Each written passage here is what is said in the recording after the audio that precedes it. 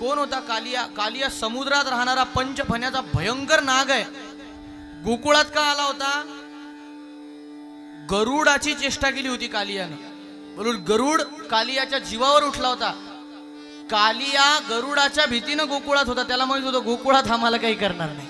कारण गोकुळ अशा ठिकाणाचं नाव आहे ना महाराज, जिथं कोणी कोणाचा द्वेष करत नाही, कोणी कुणाचा मत्सर करत नाही, कोणी कुणावर जळत नाही, कोणी कुणाची निंदा करत नाही, सगळेजण एकमेकांचं चांगलं सुख समाधान ऐश्वर्य चिंततात.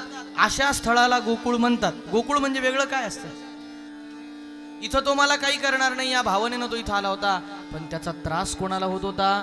गोकुळवासियांना. आपल्या गायी मरायला लागल्या. हो कृष्णा, अरे ज्यांनी ज्यांनी पाणी पिलं त्यांना त्रास व्हायला लागला, त्यांचा प्राण जायला लागला. असं मग तर ह्याला बघितलाच पाहिजे. देवानं मनोमन विचार केला. पण देव ह्यांना सांगतो का सगळ्यांना की मी त्याच्यासाठीच आज जातो? नाही. अरे मला काय करायचं त्या कालियाशी? मी आपला जातो, आपला आपला चेंडू घेऊन वरती येतो.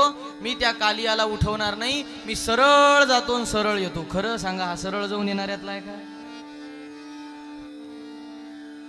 देवानं थडकन पाण्यात उडी मारली महाराज. आता दुपारची वेळ होती बरं, म्हणजे अलीकडच्या भाषेत बोलायचं तर 1, 1:30, 2 वाजेची वेळ. दुपारची वेळ सहसा कशाची वेळ असते? असे इतके प्रामाणिक लोक पाहिजे बाबा.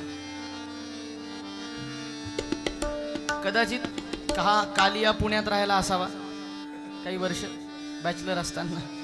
पुण्यातले लोक पुणे कधी बंद पडो न बंद पडो, लंच टाइमला बंद पडतं. दुपारी झोपायचं, हा झोपलेला असेल.